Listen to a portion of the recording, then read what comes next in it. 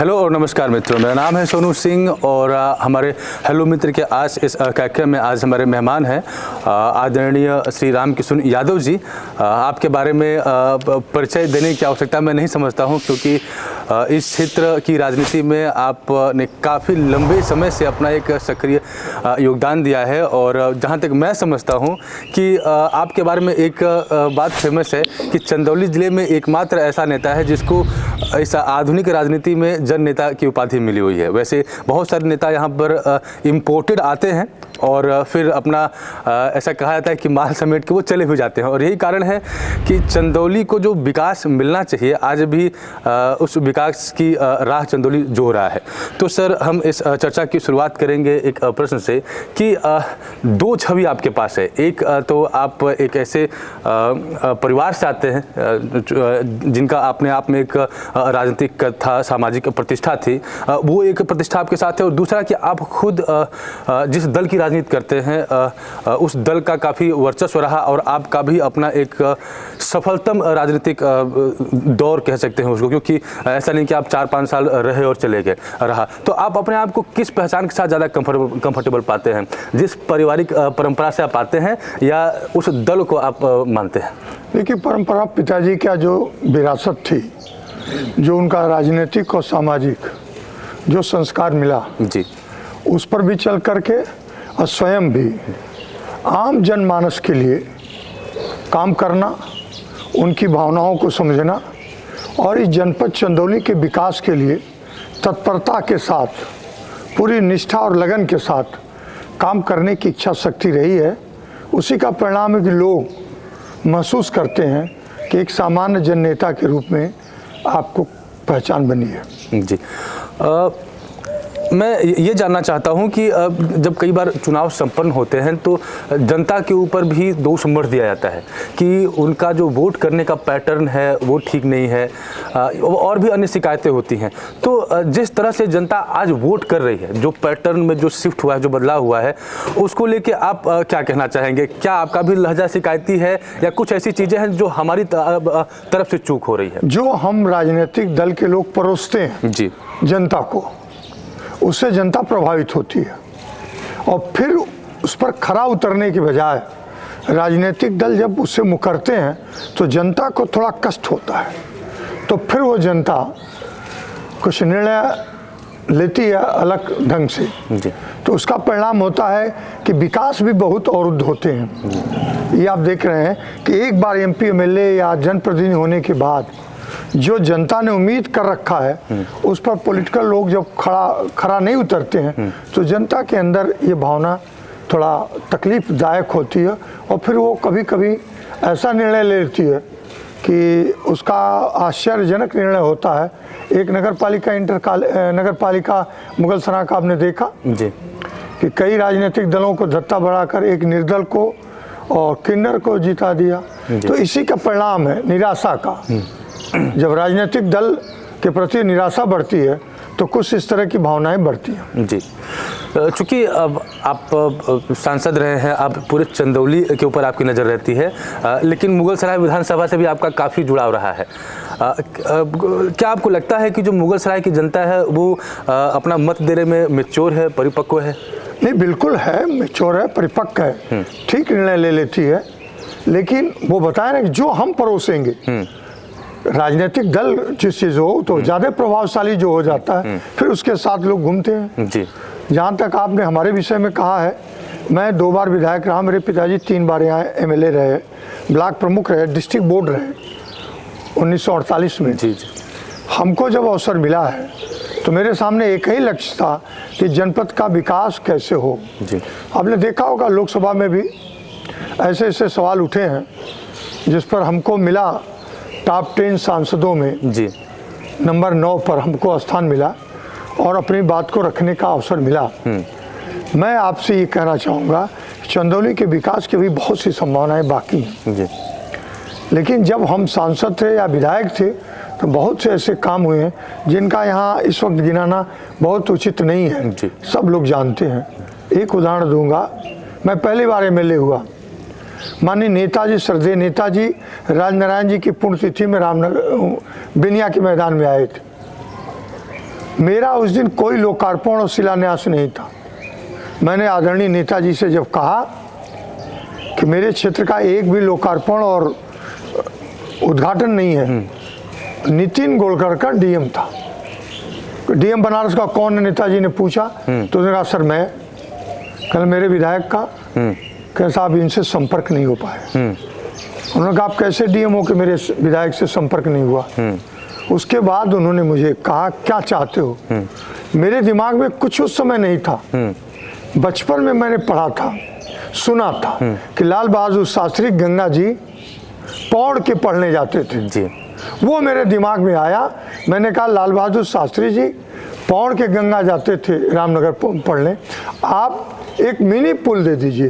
तुरंत खड़ा हुए नेताजी बगैर भाषण से पहले और उन्होंने कहा रामनगर में मिनी पुल बनेगा।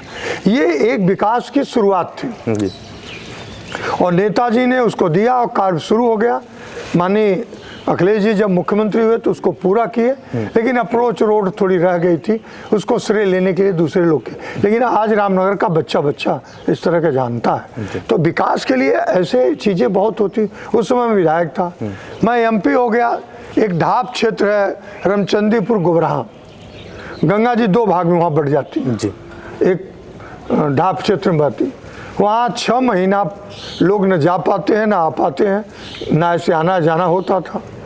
मैंने देखा, मैंने अपने राष्ट्रीय अध्यक्ष जी जो मौजूद हैं उसमें मुख्यमंत्री थे, मैंने उनके संज्ञान में लाया। मेरे घर पर आए थे और उन्होंने ढाब में पुल बनवाने का घोषणा कर दिया और वो ढाब का पुल बन गया। जबकि वो 7-8 हज़ार की आबादी का गांव है। उनको 4 महीने जब गंगा जी बढ़ती थी तो बच्चे स्कूल जाना कम हो जाते थे, बिजली काट दी जाती थी, सिंचाई साधन कोई नहीं मिलता था। तो ये काम देख करके हम लोगों ने जनता की समस्याओं को समझना और उनसे करना, ये बहुत से काम है। कई लिफ्ट कैनाल बने, कई बिजली के सब स्टेशन बने हम लोगों की सरकारों में। और हम तो एक बात और कहूँगा, एक गड़ई नदी चंदौली की अभिशाप थी। जब पहली बार एमएलए होकर गया और सरकार थी भाजपा और बसपा की, और ओम प्रकाश जी सिंचाई मंत्री थे, वो बजट के लिए सत्र चला तो बजट पढ़ने के लिए खड़ा हुए। मैंने खड़े हो गए उनके सामने। नियम ये होता है कि जब मंत्री जी अपना बजट विभाग का पढ़ लें तब आप बोलिए। केसरीनाथ त्रिपाठी ने हमें डांटा, तब तक ओम प्रकाश जी बैठ गए, उनकी बड़कपन। मैंने अपनी बात कह दिया कि आप मिर्जापुर का टोटल पानी, मिर्जापुर में गड़ई नदी को आप दोनों तरफ ऊंचा कर दिए तटबंध, और वो पानी आके चंदौली में हम लोगों को तबाह करता है। वो पूरा भाषण पढ़े अपना बजट का और 2 लाइन एक्स्ट्रा बोले कि 3 महीने बाद मैं इस सदन में अनुपूरक बजट लेके आऊंगा, गड़ई नदी को टेल से हेड तक खुदवाऊंगा। और वो गड़ई नदी को 30 करोड़ रुपया, 27 या 30 करोड़ रुपया, हमें ठीक से याद नहीं, दे के खुदवा दिए। सरकार दूसरे की थी, जनप्रतिनिधि मैं सपा का था, लेकिन उस बात को मैंने कहा और माननीय ओम प्रकाश जी सिंचाई मंत्री तत्कालीन, उन्होंने इसको स्वीकृत किया और कहा कि ये समस्या बहुत गंभीर थी। तो काम कराने का तरीका हम लोगों ने इस तरह से सुना। ऐसे बहुत से काम हुए, धरना दिया गया, प्रदर्शन किए करते थे, सड़क पर उतरते थे हम लोग। ये जिला मुख्यालय का है, वहाँ नाम प्लेट पड़े होंगे। माननीय राष्ट्रीय अध्यक्ष जी आए, जिला मुख्यालय नहीं बना था, उन्होंने जिला मुख्यालय के लिए कह दिया, बिल्डिंग कलेक्ट्री बन गई। अभी भी ये सरकार को, डबल इंजन की सरकार को कई वर्ष हो गए, अभी भी जिला सत्र न्यायालय नहीं बन पाया चंदौली का, अभी भी बहुत से ऑफिसें सरकारी नहीं बन पा रही। इस पर गंभीरता से जनप्रतिनिधियों को सोचना चाहिए। मैं एक प्रश्न आपसे पूछना चाहूँगा कि जैसे आपने प्रश्न पूछने की जो टॉप 10 श्रृंखला आपने बताई, आप प्रश्न पूछते थे और पूछने का भी लहजा होता है कि एक फॉर्मेलिटी के लिए हमने कोई प्रश्न पूछ दिया। आप जब खड़े होते थे तो आपको अपने क्षेत्र की चिंता होती थी और किसी को रोक टोक के भी आप खड़े हो जाते थे। ऐसा क्यों है कि पिछले 10 सालों में डबल इंजन की सरकार है, बहुत सारी वादे होते हैं और बहुत सारी बातें कही जाती हैं, लेकिन प्रश्न पूछने में वो अर्जेंसी जो होती है, वो जोश खरोश होता है, वो नहीं दिखता है, या यूँ कहें कि प्रश्न पूछा ही नहीं जाता है। तो इसके पीछे क्या कारण है? देखिए, कई कारण है। एक तो प्रश्न पूछने में कुछ सांसदों के ऊपर आरोप लगे और कुछ आरोप सही पाए गए। को पैसा लेके प्रश्न पूछते हैं बड़ी बड़ी कंपनियों के खिलाफ, बहुत जनहित के सवाल पर, तो उसको रखा। लेकिन मैंने एक प्रश्न पूछा था शुरुआती दौर में, आपको बताऊं, ये डिप्थेरिया होती थी, गले की बीमारी बच्चों में जी। इसका वैक्सीन नहीं बनती थी, भारत में ही बनती थी वैक्सीन, लेकिन इसको बंद कर दिया गया था और विदेश से वही वैक्सीन दूसरी कंपनियों को, विदेशी कंपनियों से, एक अखबार में निकला था। नीतू सिंह थे संवाददाता, उनका नाम याद है जी। उन्होंने लिखा कि भारत की जो वैक्सीन बनाने वाली कंपनी थी उसको बंद करके और वही वैक्सीन भारत से डिप्थेरिया की मंगाई जाती है बच्चों के गले की। मैंने उसको अखबार में पढ़ा और पार्लियामेंट में लगा दिया और उस पर थोड़ी बहस हो गई, 2-1 MP और उठ गए। उसकी जांच हुई, जांच में वो कंपनी के खिलाफ जो लोगों ने बंद कराया था उसको चालू करवाया और फिर जिन लोगों ने उसको बंद कराया था साजिशन, उनके खिलाफ कार्रवाई हुई और उसकी करते आया। तो ये छोटे छोटे सवाल जो थे जिनको अखबारों में जन समस्याएं जनता की आती हैं, मिलते वक्त आती है, इसको तत्परता के साथ उठाना ये जनप्रतिनिधियों का दायित्व कर्तव्य था। उसी का निर्वहन मैंने पार्लियामेंट में कहा, उसी का निर्वहन हमने विधानसभाओं में किया। तो क्या आपको लगता है कि जो जनप्रतिनिधि हो रहे हैं उनकी आवाज़ दबती जा रही है, जबकि वो जनता की आवाज़ होते हैं? अगर ऊपर के सदन में पहुंचाना है तो चूंकि सरकार को, सदन को नहीं पता है कि इस क्षेत्र में क्या चल रहा है, आपको अपनी आवाज़ वहाँ पर रखनी होती है। क्या आपको लग रहा है कि गत वर्षों में वो आवाज़ दबती चली जा रही है और जो नेता है, जनप्रतिनिधि हैं, वो दलगत काम ज़्यादा कर रहे हैं? दलगत काम कर रहे हैं, अपना निजी हित उनका ज़्यादा हो रहा है जी। क्योंकि एक कारण बना है, बहुत पैसे वाले राजनीति में हस्तक्षेप कर रहे हैं। एक तो ये सवाल है, बहुत दबंग टाइप के लोग राजनीति में आ रहे हैं, तो पहले उनका अपना हित सर्वोपरि हो रहा है, जबकि होना ठीक उल्टा चाहिए। जनता के आंख नाक कान ये जनप्रतिनिधि होता है 5 साल के लिए। जनता के निगाह से देखना, जनता के निगाह से सुनना, जो जनता बोल रही है उसको सुनना और उसको करना, जनता जो चाहती है उसको करना, ये जनप्रतिनिधियों का दायित्व है। लेकिन ऐसी एक राजनीतिक गिरावट आई है कि अब लोग बजाय जनता के हित की बात कम करके अब वो अपने हित की बात पहले ज़्यादा हो रहा। तो काफ़ी चुनाव में खर्चा करते हैं, 20 करोड़, 25 करोड़, 30 करोड़, 40 करोड़ तक लोकसभा के चुनाव, 15-20 करोड़ होता है विधानसभाओं के चुनाव। और आप जहाँ बैठे हैं 6 बार के MP MLA हैं मिला करके, पिताजी और मैं, पूरा मकान नहीं बन पाया। तो ये अलग अलग सोच है, हमारी अलग सोच है। गांव में रहता हूँ, हम तो नहीं समझते कोई जनप्रतिनिधि गांव में रहता हूँ जी। मुगलसराय विधानसभा की अगर बात की जाए तो काफ़ी वर्चस्व रहा है। मैं समाजवादी पार्टी को बाद में रखता हूँ, आपको पहले रखता हूँ कि आपका काफ़ी वर्चस्व रहा, आपके परिवार का वर्चस्व रहा है। लेकिन जो गत वर्षों में जो 1-2 विधानसभा चुनाव हुए उसमें जो परिणाम आया, इतना मजबूत स्थिति होने के बावजूद भी समाजवादी पार्टी निरंतर यहाँ पर पिछड़ती जा रही है। ऐसी क्या चीज़ है जो समझ में नहीं आ रहा है, जो पकड़ में नहीं आ रही और अब लगातार यहाँ की राजनीति से बाहर होते चले जा रहे हैं? मजबूत हम लोग कोई पकड़ नहीं था, सम्मान है जनता में जी, मैंने ये महसूस किया है जी। जनता में सम्मान है हमारे प्रति भी, और मेरे पिताजी का तो हमसे ज़्यादा जी आज के भी डेट में जी। दूसरा, जहाँ आपने कहा कि समाजवादी पार्टी कमज़ोर, हमने आपसे कहा ना कि हमें संगठन को मजबूत करना है, गांव स्तर पर, गली स्तर पर, मोहल्ले स्तर पर। हम उसमें कहीं ना कहीं कमज़ोर हो रहे हैं।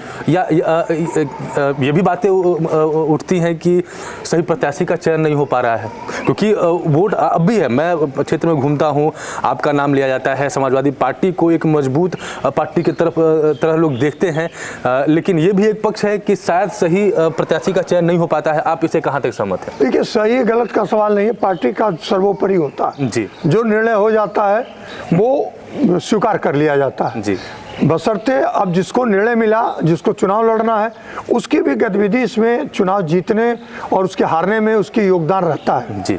तो अगर वो व्यक्ति ठीक ढंग से व्यवस्था नहीं कर पा रहा, जनता में उसकी ठीक ढंग से पहचान नहीं बन पा रही है, तो दलगत भावना के बावजूद भी लोगों के वोट में कमी आती है जी, क्योंकि उसका व्यवहार, उसका रहन सहन, उसके चाल चलन का असर पड़ता है। ये सभी दलों के, राजनीतिक दलों पर पड़ता है। अब उसको कैसे राजनीतिक दल महसूस करते हैं ये उनके ऊपर है और प्रत्याशी के ऊपर है। मैं ये बात इसलिए पूछ रहा हूँ क्योंकि दोनों चुनाव मैंने देखा है, चाहे ये लोकसभा का चुनाव हो, चाहे इसके पहले विधानसभा का चुनाव हो। चुनाव के बाद एक पक्ष आपके दल से ही, आपके समाज से ही वो आपके ऊपर आरोप लगाना शुरू करते हैं कि आप पार्टी के साथ खड़े नहीं हैं या आपकी विचारधारा में शायद कोई परिवर्तन आ गया है। क्या आप इस तरह की चीज़ें आपके सामने आती हैं और आप इसके ऊपर क्या कहना चाहें? देखिए, जो लोग कहते हैं कि मेरे विचारधारा में परिवर्तन, उनको पता नहीं है। वो कहीं ना कहीं हमारे दल में बाद में आए। हम समाजवादी हैं, हम नेताजी के प्रति और राष्ट्रीय अध्यक्ष के प्रति समर्पित हैं।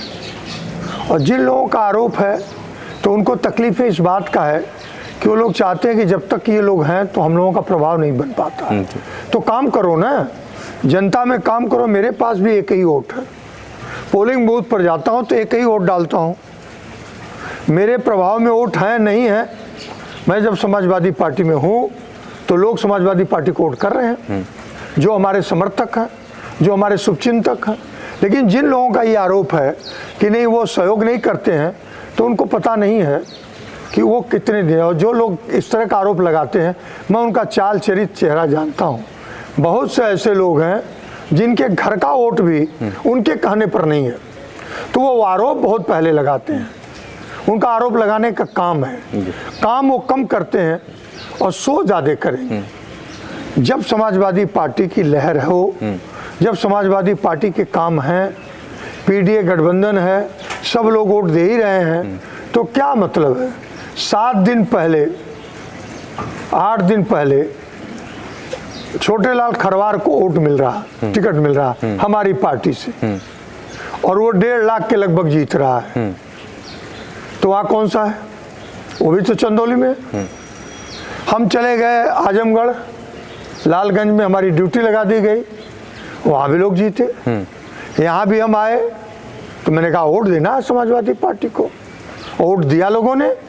कौन सा पुल हार गया? मुगलसराय 13,000 से और 14,000 सकलनिया है 20,000 से हार गए। तो प्रत्याशी हमारा शिवपुर से 15,000 से, जहाँ से वो 2 बार MLA था है। तो इसको क्या कहा जाएगा? ये समीकरण होता है सामाजिक रूप से। तो इसको जो लोग कहते हैं हम उसको बहुत नोटिस में नहीं लेते हैं। हम समाजवादी पार्टी के समर्पित हैं, विचारधाराओं में कोई परिवर्तन नहीं है। कोई कहता कहे, आप देखेंगे नेताजी की फोटो लगी है कमरे में। देखिए, अगर समाजवादी पार्टी की बात की जाए तो क्षेत्रीय दल के रूप में देखा जाता है, क्षेत्रीय पार्टी के रूप में देखा जाता है। और क्षेत्रीय पार्टियों की एक उनको कह सकते हैं कि उनका जो स्ट्रॉन्ग जोन होता है, मजबूती होती है, वो मीडिया का सपोर्ट नहीं होता है, वो चमक दमक की राजनीति नहीं होती है, बल्कि वो जनता के बीच जाते हैं, जनता से जुड़े रहते हैं, इसलिए उनको क्षेत्रीय दल भी कहा जाता है। क्या आपको लगता है कि ये जो नई जनरेशन समाजवादी पार्टी में एंटर की है, इनको समाजवादी पार्टी की राजनीति समझ में नहीं आती है, चमक दमक वाली राजनीति करके हड़बड़ी में आगे बढ़ना चाहते हैं? देखिए, ये तो राजनीतिक भूख जगी है जी, इसमें 2 रहे, सामाजिक रूप से भी और राजनीतिक रूप से। आर्थिक रूप से भूख राजनीतिक रूप से बहुत तेजी से जगी है जी।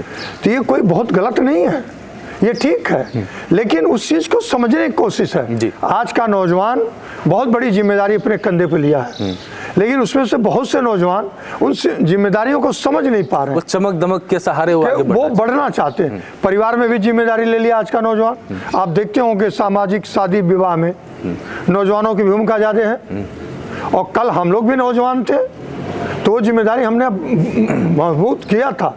जब पिताजी MLA थे तो उनके MLA रहते ही हमने परिवार की जिम्मेदारी, समाज की जिम्मेदारी लिया था।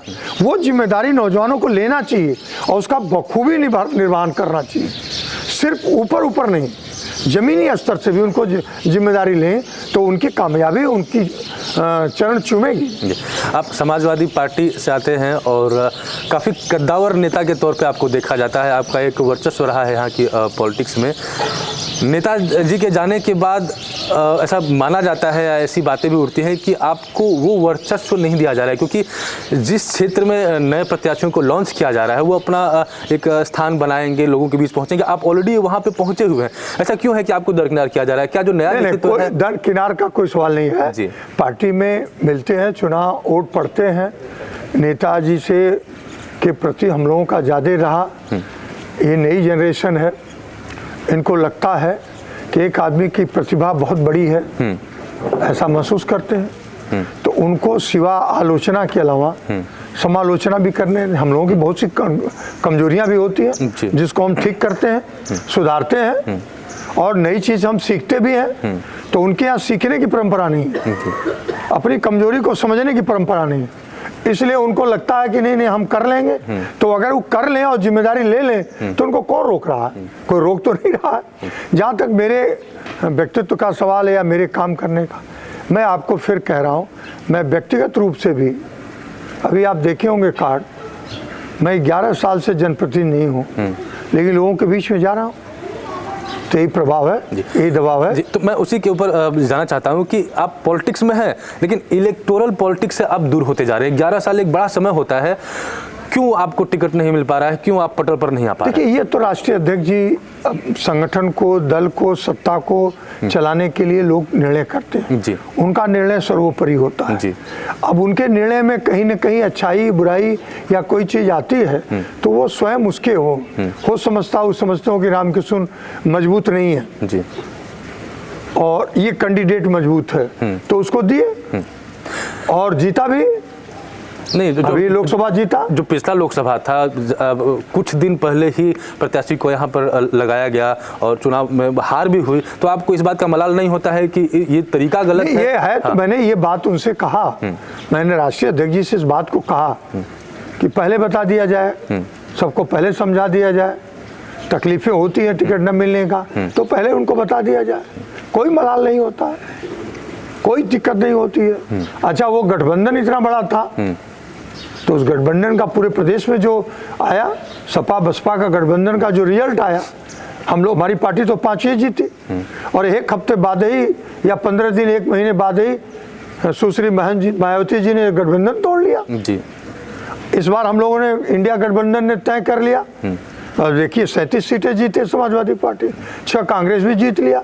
तो ये गठबंधन का दौर है। इस गठबंधन में कहीं ना कहीं त्याग बलिदान करना ही पड़ेगा, इस पर दो राय। और फिर हमारे नेता राष्ट्रीय अध्यक्ष जी तो उन्होंने कह दिया दिल बड़ा करके, तो इसमें कोई दिक्कत नहीं होती। अब किसी को लगता है कि नहीं, उदास हो जाते हैं, तो भाई देखिए इसकी सफाई हमको नहीं देना है, हमको इसलिए कहना है कि हमें राजनीति करनी है।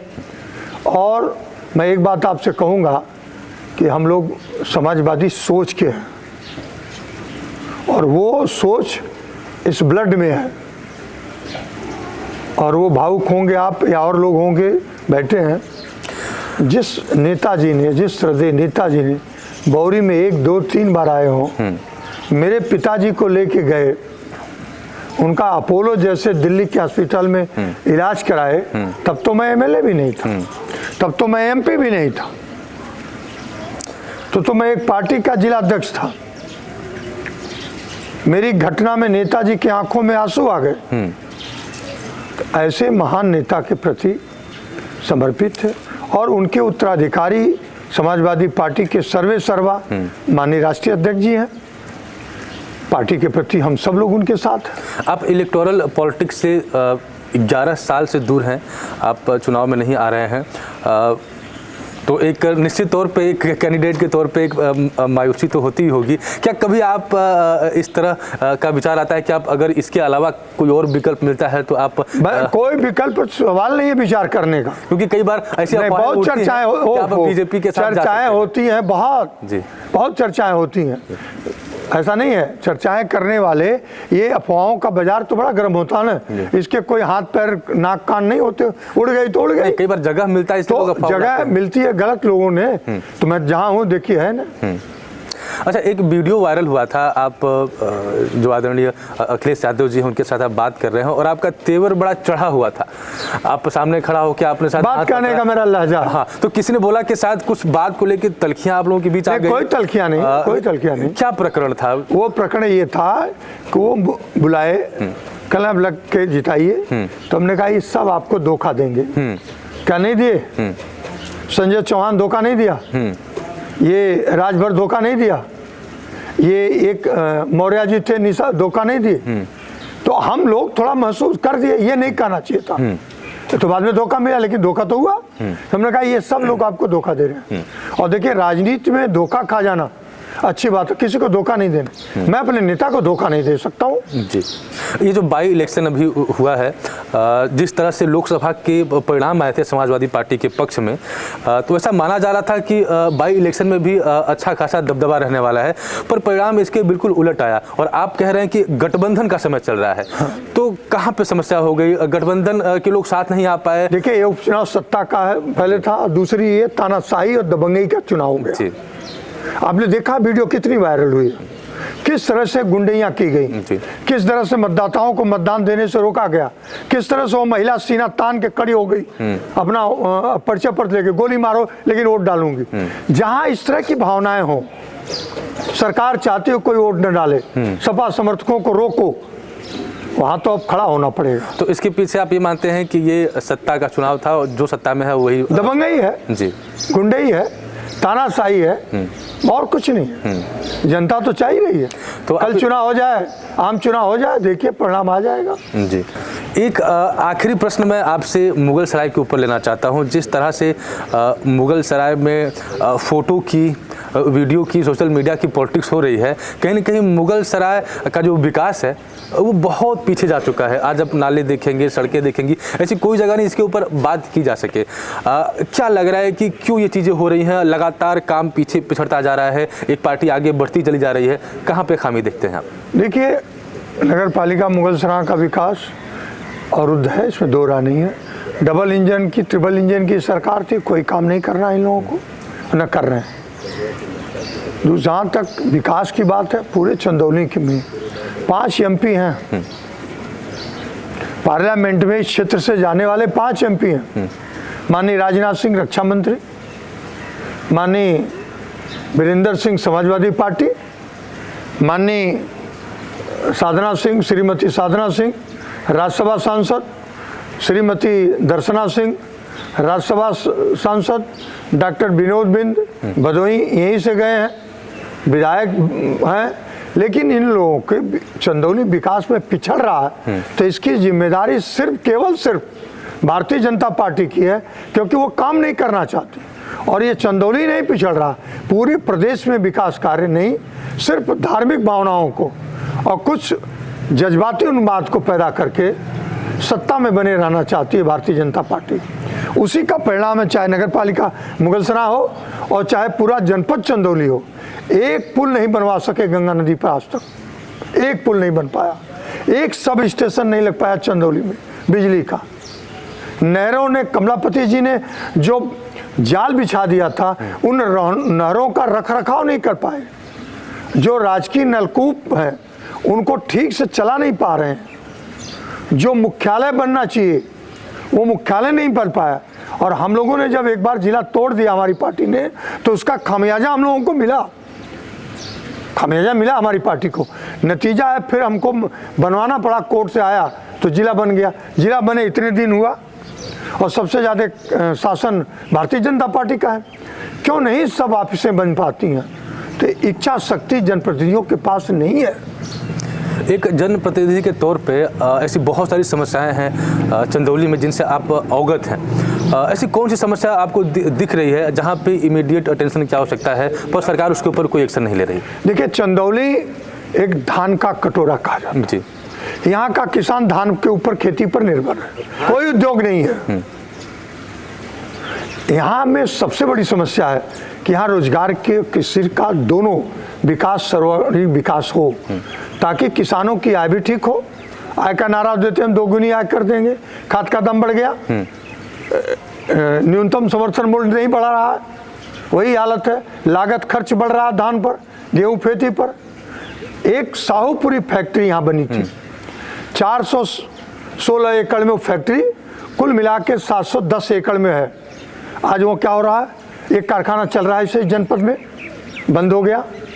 माननीय मुख्यमंत्री जी गोरखपुर का खाद का कारखाना 15 साल बाद चला दिए, लेकिन ये जो सरकार ने किसानों की जमीन अधिग्रहण करके उद्योगपतियों को दिया था कि कारखाना लगाओ, चला भी। 89 में वो कारखाना बंद हो गया, 1989 में, आज तक उसको नहीं चला रहे हैं। अब उस कारखाने का दुरुपयोग दूसरे ढंग से हो रहा है। जो बड़े बड़े गोदाम थे उनको किराए पर दिया जा रहा है, जो ज़मीनें पड़ती हैं तो उनको दे दिया गया, कोयले का रैक गिरा गया क्योंकि उस समय रेलवे लाइन भी उसमें लगाई गई थी। आज बड़े पैमाने पर कोयले का वहाँ जाएंगे तो भंडार है जी। उद्योगपति तो कमा रहा है, लेकिन उस क्षेत्र के लोगों की जो ज़मीनें गई वो प्रदूषण से भी परेशान है, पर्यावरण दूषित हो रहा है और उनको रोजगार नहीं मिल रहा है। तो एक रोजगार की समस्या इस क्षेत्र के नौजवानों को बहुत है। रेलवे आई, बड़ी ज़मीनें ली यहाँ की, धीरे धीरे रेलवे की नौकरियां खत्म हो गई जी, सब कंप्यूटराइज हो रहा है। तो यहाँ रोजगार की समस्या और खेती की ये समस्याएं बढ़ रही हैं। बाकी तो लोग स्वावलंबी हैं, इसमें दो राह नहीं यहाँ के लोग, लेकिन वो करेंगे। अभी पूर्वांचल की एक बात और कह दूँ आपसे, BHU जैसा विश्वविद्यालय एम्स नहीं बना सके, एम्स नहीं। पार्लियामेंट में मेरी मांग रही कि BHU को काशी हिंदू विश्वविद्यालय में सर सुंदरलाल अस्पताल को आप एम्स का दर्जा दे दो। आप देखते होंगे पूर्वांचल बिहार के कितने मरीज जाते हैं जी, 20,000 से ऊपर लोग वहाँ बीमारी का इलाज कराते हैं प्रतिदिन। उसको एम्स का दर्जा दे दो। अब पता चला कि इस पर कुछ कार्रवाई करने जा, तो यहाँ बहुत सी समस्याएं हैं। उद्योग लग जाए, शाहूपुरी को चालू करवा लो, बाकी तो आप जमीन किसानों को ले रहे हैं। आप ईमानदारी से बताइएगा, आप भी एक किसान हैं, क्या आपकी आय दोगुनी हुई? ना, मैं तो खेती करता हूँ, 35 बीघा पर जमीन पर खेती किया हूँ जी। मैं पूरा खेत पर जाता हूँ, आप सबको पता है। नहीं हुई, कहाँ से 100 रुपया बढ़ गया क्विंटल धान का दाम, खाद का दाम घट गया, बढ़ा दिया और वो घटा दिया, उसकी मात्रा घट गई, दाम बढ़ गया। अब तो DAP मिलने भी नहीं जा रही है, अब तो आप लौट रहे हैं उस पर जैविक की खाद पर। सरकार का कहना है कि अब ये खाद को बंद करो। तो हालत तो पैदा हम लोगों के इस समय में जब यूरिया चली थी तो मुझे अच्छे तरह याद है बचपन में कि ज़बरदस्ती ब्लॉक के लोग ले आकर के शाम को रात में सुबह खेत में ज़बरदस्ती छिटवा देते थे, क्योंकि उस समय पिताजी ब्लॉक प्रमुख थे, पता चलता नहीं, वो खेत पर ले आकर छिटवा देते थे, पैदावार तो बढ़ती थी। तो धीरे धीरे प्रोत्साहित कर दिया रासायनिक खाद के लिए लोगों को, और आज हालत ये हो गई कि रासायनिक खाद मिल भी नहीं रही है, खेत भी उसर बंजर हो रहे हैं, और हमें अब धीरे धीरे वो खाद भी बंद हो जाएगी। हमारे साथ जुड़ने के लिए और अपनी बात को बहुत ही बेबाकी से के लिए आपका बहुत बहुत धन्यवाद। और उम्मीद है कि जो भी दर्शक हमारे साथ जुड़े और इस वीडियो को उन्होंने देखा, अगर वीडियो पसंद आई तो आप वीडियो को अपने दोस्तों के साथ साझा करें और आप प्लेटफॉर्म को फॉलो करें, सब्सक्राइब करें। इस वीडियो में सिर्फ इतना ही। मिलते हैं आपसे अगले वीडियो में, तब तक के लिए नमस्कार, धन्यवाद।